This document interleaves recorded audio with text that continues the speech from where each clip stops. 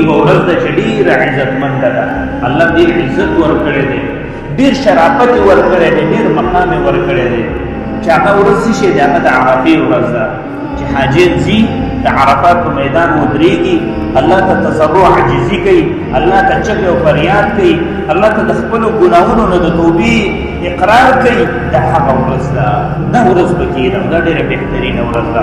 نبي صلی الله علیه وسلم فرمایي چې د عرفې د ورځې روژه یو مؤمن مسلمان ونیسي، د الله سبحانه وتعالی د 2 کالو ګناهونه د ده معاف کوي. ورجوي یو د تېر شوي کال ګناهونه پرې الله معاف کوي، او دویم د راتلونکي کال ګناهونه پرې الله سبحانه وتعالی چې دا محوه کوي. دا څومره غټه خبره ده.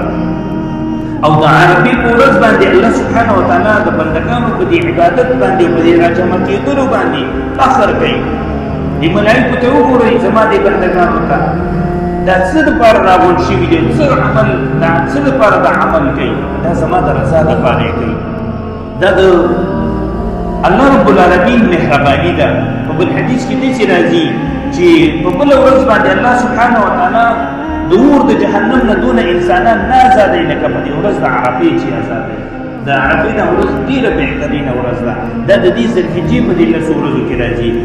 او تاسو وګورئ د دې یو مقام دا دی چې کله د عرفې ورځ شي، محمد رسول الله صلی الله علیه وسلم فرمایي چې الله سبحانه وتعالی د عرش راکوزېږي، اسمان د دنیا ته نزول کوي، راکوزېږي کما یلیق بشانه، څنګه چې د الله سبحانه وتعالی د شان سره لایق وي، دا راکوزېږي. یعنې د دې انسانانو د اعمالو ته راکوزېږي. او دغه شانتې په دې ورځ باندې نبي صلی الله علیه وسلم فرمایي چې دا شیطان ډېر زیات خفه وي د دې عرفې په ورځ باندې.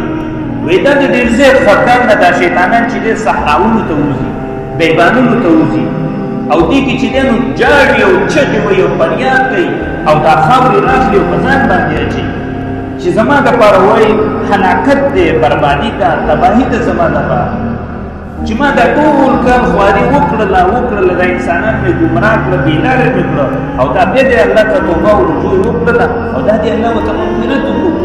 دا واویلا کوي، جړا کوي، خفګان کوي په دې باندې. نو دا ډېره بهترینه ورځ ده زما عزتمندو.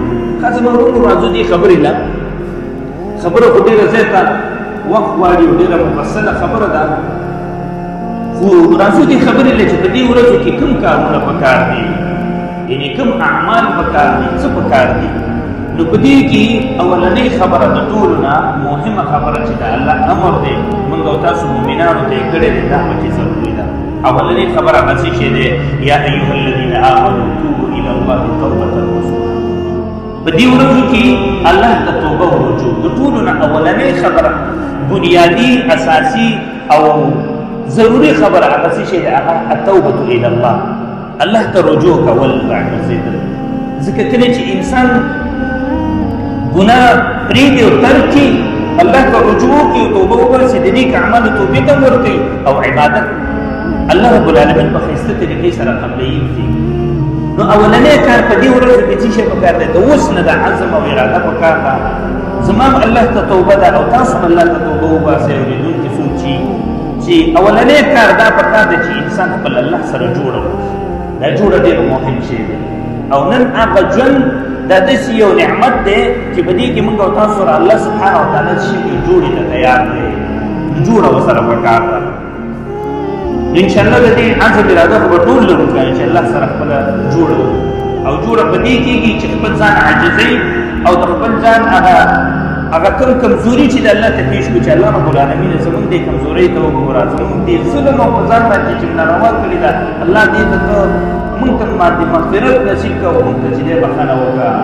نو اولنۍ خبره التوبة الی الله چې دا د الله امر دی موږ او تاسو ته. بل په دې ورځو کې د لمونځ اهتمام او تکبیر اوله اهتمام پکار دی.